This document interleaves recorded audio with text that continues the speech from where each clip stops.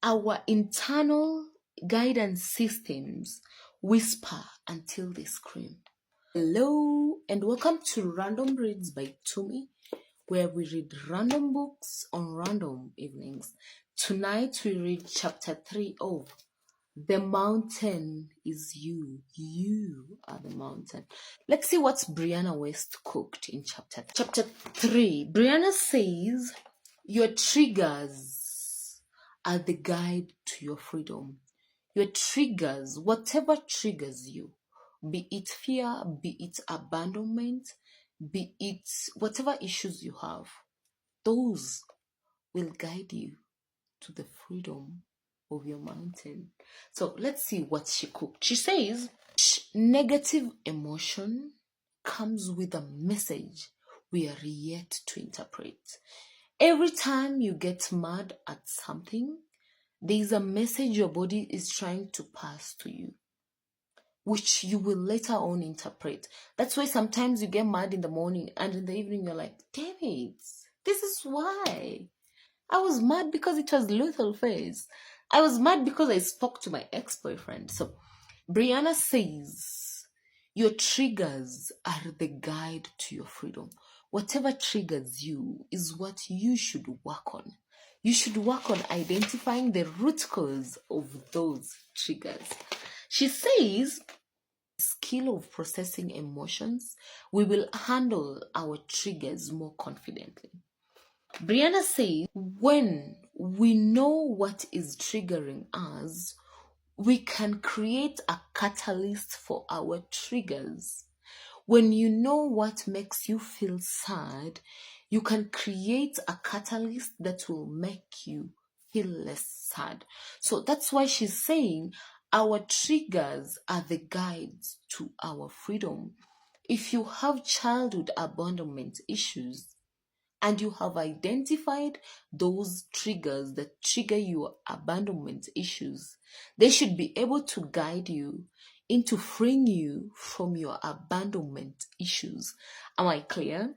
She also said it is not about getting over our issues.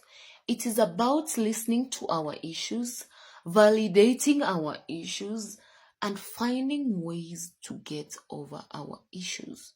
So, step by step, Brianna tells us on how to handle several issues we face in our life. Let's dig in and see which issues these are. Number 1 is anger. Anger is a beautiful emotion. Brianna says that. She says, anger tells you how to be healthy emotionally. It is through anger that you face your most fears. It is through anger that you fix your boundaries. So Brianna says, embrace anger. And how do you solve anger issues? She says, use anger to meet your highest potential and use it to extract your limitations. Face your giants. That is what she says about anger. She also says, sadness is normal and it is a response to the loss of something. When you lose something, you feel sad.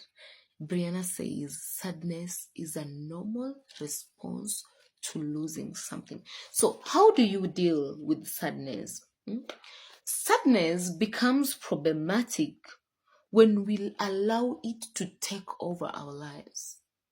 When you allow sadness to take over your emotions, to take over your day-to-day activities, it becomes harmful. But sadness is a positive emotion. It allows you to know what you want and what you don't want. So how do you deal with sadness? You need to be able to feel embarrassed after doing something. Brianna says feeling embarrassed is normal. Human beings were not meant to be perfect. Feel your embarrassment and remember, you cannot shame the shameless. Let's talk about guilt. Guilt is that feeling of what you did not do or what you did not do right, according to you. So Brianna says, how do you deal with guilt? She says, you adapt, you apologize, and you adjust. Adapt, apologize, adjust, and move on. Guilt is a normal feeling. Everyone feels guilt, but don't hold on to your guilt. It is always okay to move on.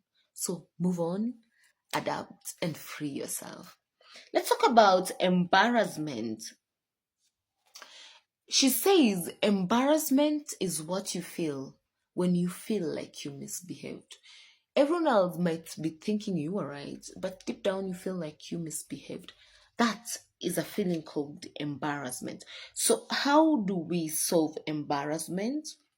We accept ourselves the way we are. Embrace yourself, embrace your flaws, embrace your wrongs, and you will never be embarrassed a day in your life. Remember, embarrassment is a social construct. So is shame. Thank you. Let's talk about jealousy.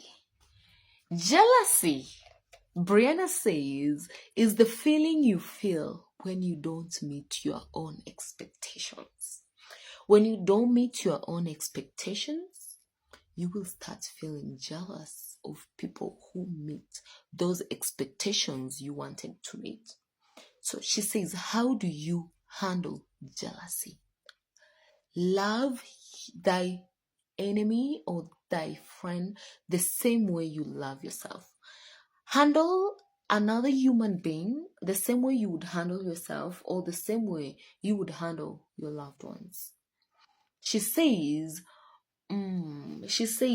jealousy can only be eradicated when we learn to accept our flaws and accept people for who they are. So do shadow work, do personal work. Jealousy is a common feeling. Work on it. Let's go to resentment. Resentment is a feeling you feel when you don't live up to your own personal expectations. And sometimes you might not meet your expectations or anyone else's expectations, but that is okay. You are a human being and there's always room for growth. If you didn't meet the target today, you can always do it tomorrow. Give yourself time, give yourself room to grow. She also says, regret. Regret is what you feel when you wish you would have regret is what you feel when you wished you had done something in a different way. It is a wish from the past, not from the present. So she says, stop living in your past. Regrets can only be solved if you accept your mistakes and move on. She says, chronic fear. You all know what fear is. Fear is the feeling you feel when you cannot move forward anymore. The feeling of limitations due to personal resistance. She says fear is actually what you feel when you're afraid to get through something. So she says go slowly, take small steps every day, positively through whatever you fear, and you will be okay. Our internal guidance system whisper until they scream. Sometimes you feel something to your gut. Something has annoyed you and you can't eat. Brianna says our gut system is connected to our brain. And the first intuition, our brain system is connected to our gut. And our intuition comes from our gut. So anytime you feel a knot in your gut, your intuition is trying to talk to you. Listen to it. It is whispering before it screams. She says you need to validate your feelings. You need to feel the presence of other people. You need to feel wanted. And lastly, you need to feel secure. When you feel all these, you will feel validated and you will stop seeking external validation. So work on your feelings, work on your emotions, and listen to your gut. The note you always feel when you're going for your first date is your mind sending intuitions to your gut, and your gut gets sick. And you assume you feel butterflies? Shame on you. Let's keep going. Your subconscious mind is trying to communicate with you. Remember, all parts of our body are interconnected. And they are always trying to tell you when something is wrong. Listen to your gut. Listen to your intention. Listen to your intuition and work on yourself. Be present in your life, because when you are not present, you might miss your intuition. These are some of the ways you self-sabotage. Let's go through them very fast. Number one is pushing people away is self-sabotaging. Number two, eating poorly is self-sabotage. Number three, not doing the personal work on yourself is self-sabotaging. She also says overworking is self-sabotaging. Your body needs to rest. Listen to your intuition. Your brain and your intuition should work hand in hand. She also says caring too much is self-sabotaging unless you're caring for yourself. She says dwelling on the past, on things that are way overdue, is self-sabotaging. She says choosing friends who make you feel bad is self-sabotage. She also says having self-defeating thoughts or self-sabotaging thoughts is self-sabotage. An example of self-sabotaging thoughts is Nanita. That is an example of self-sabotaging thoughts. She also says not promoting your work, not empowering yourself, not believing in yourself is self-sabotaging. She says staying in a city or in a town or in a place that makes you feel bad is self-sabotage. Work on that. Move out of that city and find a place where you feel accepted and where your guts and your mind settles. She also says mindlessly scrolling through social media. You are on TikTok, you're not creating, you're just scrolling. Please listen to me. You're self-sabotaging. Do something constructive with your time. Work on yourself. Are we clear? She says you must learn to listen again. You must learn how to connect your mind to your gut, to your intuition. You must listen to the whispers from your body. Your body is always communicating to you. Your body will tell you when it's feeling unsafe in unsafe places. The problem is you will always ignore those guts.